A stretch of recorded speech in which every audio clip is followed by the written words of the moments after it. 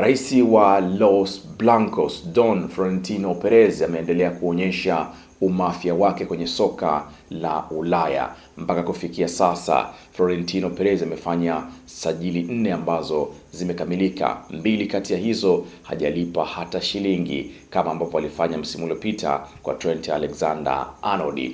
Tarehe 8 Juni Real Madrid walikamilisha usajili wa mlinzi kutoka Liverpool Ibrahima Konate pasipo kulipa hata senti moja. Ulikuwa ni usajili wa bure kabisa. Lakini tarehe 9 Juni Florentino Perez na Real Madrid wakatangaza usajili wa Denzel Dumfries kutoka Internazionale Milani kwa kiasi cha euro milioni 20 peke yake. Tarehe 11 Real ikamtangaza tena mjivuni Jose Mourinho kuwa kocha mpya wa klabu hiyo akitokea Benfica, ambako alilipa euro milioni 15 peke yake kuvunja mkataba wa Jose Mourinho.